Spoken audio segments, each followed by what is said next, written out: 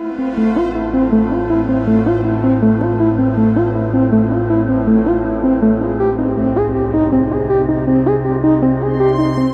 And run पर सरकार ने नया कानून लाने की कोशिश की। अभी तक आईपीसी में इस पूरे मामले पर 2 साल की कैद और फाइन था, जिसे बढ़ाकर नए कानून में 10 साल तक कर दिया गया। इसे लेकर खूब चक्का जाम हुआ, हड़ताल हुई, कई राज्यों के ड्राइवर हड़ताल पर चले गए, लेकिन शाम होते होते आखिरकार सुलह हो गई। ये तय हुआ कि फिलहाल ये कानून नहीं लाया जाएगा। नमस्कार, मैं हूं आपके साथ रचना। इंडिया टीवी एक्सप्लेनर में आज आपको बताते हैं कि दुनिया के किस देश में हिट एंड रन को लेकर क्या कानून है, कहां पर सबसे कम दुर्घटनाएं होती हैं, इसके पीछे की वजह क्या है और भारत में फिलहाल अभी स्थिति कैसी है। चलिए सबसे पहले आपको बताते हैं कि दुनिया की महाशक्ति अमेरिका में हिट एंड रन का कानून क्या कहता है। वैसे तो अमेरिका के अलग अलग राज्य में अलग अलग नियम हैं, लेकिन जेल के साथ 16 लाख रुपयों का जुर्माना अमेरिका में मैंडेटरी तौर पर है। यूनाइटेड किंगडम की बात करते हैं, जहां पर हिट एंड रन को गंभीर अपराध माना जाता है। ऐसा करने पर 14 साल की कैद और भारी भरकम जुर्माना हो सकता है। इसके अलावा हिट एंड रन के मामूली केस में भी 2 साल के लिए ड्राइवर का लाइसेंस कैंसिल हो सकता है।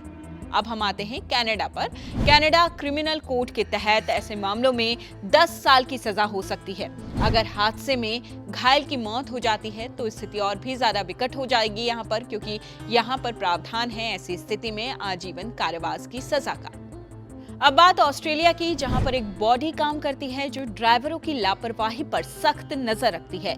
हर सड़क हादसे के बाद दुर्घटना के नेचर के हिसाब से ड्राइवर की मार्किंग की जाती है। इसके बाद पेनल्टी लगती है या फिर लाइसेंस ले लिया जाता है। वैसे ज्यादातर ऑस्ट्रेलियाई प्रांतों में इसके लिए अलग अलग सजाएं जो हैं वो तय की गई हैं। चीन की बात करते हैं। चीन में आर्टिकल 101 के तहत हिट एंड रन वाले ड्राइवर्स पर भारी सख्ती है। अगर कोई ऐसा करता है तो न केवल सजा होती है, बल्कि जिंदगी भर के लिए उसका लाइसेंस भी जब्त कर लिया जाता है। समझिए सजा कितनी ज्यादा कड़ी है। कई और देश भी हैं जो हिट एंड रन मामले में गैर जमानती धाराएं रखते हैं, साथ ही कैद के बाद लाइसेंस जब्त कर लिया जाता है। अब हम आपको बताते हैं कि वो कौन से देश हैं जहां सबसे कम सड़क हादसे होते हैं। रोड सेफ्टी के हिसाब से वो बाकी देशों से बेहतर है। तो रोड सेफ्टी के मामले में नीदरलैंड सबसे ऊपर है। अलग अलग मानकों पर जांचने के बाद भी तमाम एजेंसियों ने इस देश को 10 में से 7.86 स्कोर दिए। प्रति 1 लाख लोगों पर केवल 1.5 यातायात संबंधी मौतें होती हैं और इसकी भी कई सारी वजहें हैं। चलिए आपको बताते हैं ऐसा क्यों। अब इतने कम सड़क हादसों की वजह क्या है? क्या वजह है कि रोड सेफ्टी इतनी अच्छी है? दरअसल यहाँ पर रोड सेफ्टी पॉलिसी बहुत मजबूत है। इसे पक्का करने के लिए ministry of infrastructure and environment मिलकर काम करते हैं। ये कोशिश करते हैं कि सड़कों पर कम से कम गाड़ियां चले। नीदरलैंड में साइकिल चलाने को लेकर इतना ज्यादा प्रमोट किया गया है इस पूरे कैंपेन को, साइकिलिंग को, कि वहां लगभग हर किसी के पास एक साइकिल है। इसके अलावा नॉर्वे, स्वीडन और डेनमार्क जैसी जो देश हैं वहां पर गाड़ी चलाने के लिए बहुत अच्छा एटमॉस्फेयर है। इसे सबसे सेफ माना जाता है और ये दुनिया में टॉप के देशों में मौजूद है। अब भारत में हिसाब किताब क्या है रोड सेफ्टी को लेकर, एक्सीडेंट्स को लेकर, हिट एंड रन को लेकर? बात हम उस पर कर लेते हैं। अगर सबसे खतरनाक सड़कों की बात करें तो भारत इसमें टॉप पर है।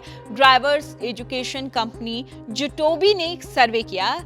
इसे 10 में से 5.48 मार्क्स दिए गए इस सर्वे में। इसमें road traffic, death figure, speed limit, seat belt पहनने की आदत और गाड़ी चलाते हुए नशे में होने जैसे गंभीर मापदंड लिए गए थे। दक्षिण अफ्रीका, थाईलैंड, अमेरिका और अर्जेंटीना हमसे आगे जरूर है, लेकिन भारत की स्थिति बेहद बुरी है। ये खबर आपको कैसी लगी हमें कमेंट बॉक्स में जरूर बताइएगा। इसके अलावा इस तरह की तमाम खबरों से अपडेट रहने के लिए लाइक कीजिए, शेयर कीजिए, सब्सक्राइब कीजिए इंडिया टीवी।